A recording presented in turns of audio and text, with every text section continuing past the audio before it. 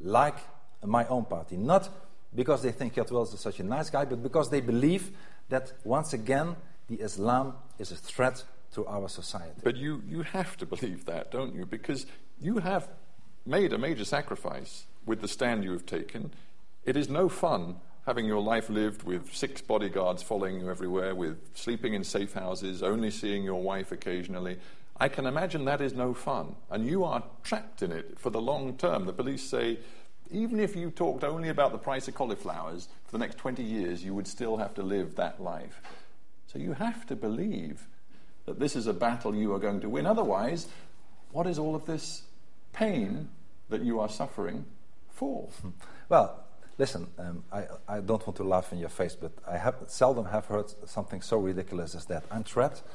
I'm a successful politician with a new political party that is gaining 50% 1.5 years after the elections. Today, 1 million people would vote for us. Look at any poll in the Netherlands. We are growing. We go from 9 to 14 seats. We become more popular every day. Forgive me, you I wasn't say just that talking... I'm trapped and I have to believe in it. I don't have to believe in everything. I do believe in it. This is perhaps your problem. I'm not a xenophobe. I'm not a racist. But I do believe that Islam is a threat in our society. But and I forgive me, see I think that a lot of my countrymen support it. Even more today than yesterday. You're slightly misunderstanding my question. I was actually, in a sense, expressing empathy with your position. You are trapped nice physically. Kind of empathy. Well, you're physically trapped. Yeah. You cannot escape the bodyguards. You have no privacy. I believe you sleep in different locations. I pay a high often price. without your wife. I pay a high price. You pay a high price. I pay a high price, and indeed. It seems to me psychologically, therefore, because you are paying a high price, you have to continue to believe this is really... the fight is worth it and that it's winnable, even if it's not. No, this is really very bad psychology, if you allow me to say so. Nobody would be happier than Geert Wilders if the Dutch government and European governments would change their policy and would be stricter on immigration and would be tougher on people from a Muslim background that commit crimes or do most terrible things in our countries. Nobody would be happier than myself. And I'm not trapped in any way, not only because I've become more popular and the ideas get more support, but I want to change. I want to change. I want more sense of urgency to the government. I'm fighting here every day to all the ministers and prime ministers of the Netherlands to get this sense of urgency. I choose a tough road because I believe I have a mission.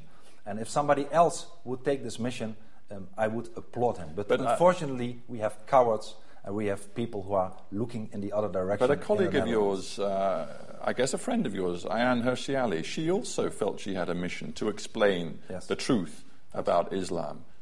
She, in the end, felt the sacrifice wasn't worth it. The Dutch nation wasn't ready for that message, and she quit. She went to the United States. She works for a conservative think tank. You may have to make the same journey. No, I will not do that. I respect Ayaan a lot. I worked together with her. We were a member of the same political party before I started my new party. We wrote articles together. We did many things together, and I respect her choice, but it's not my choice. Let's talk about the fact that a Jordanian court has charged you with the crime of insulting Islam. They want to put you on trial, along with Mr. Westergaard, who we talked about, the Danish cartoonist. He has responded by saying, okay, I'll come and we'll talk about this. And this will be a chance to really thrash out these issues. You have said, sorry, I'm not coming. The difference between me and Mr. Westergaard is that he has, like you said before, no problem with Islam. And he is not facing, like they told me, immediately arrest and 3 years of jail. And how brave I might or might not be, that's for others to decide.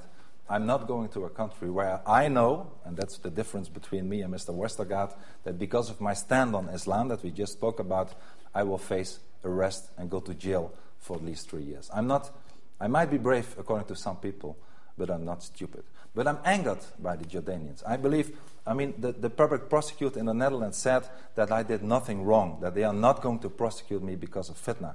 And how come that people accept that a country, which is not even a democracy, in Jordan, that they are going to subpoena and getting to court a parliamentarian from Europe. Next week it could be a parliamentarian for the United Kingdom. And I'm angered again that nobody's standing up, not even the Dutch Prime Minister, who is a big coward, who is not standing up and saying, I'm not accepting this.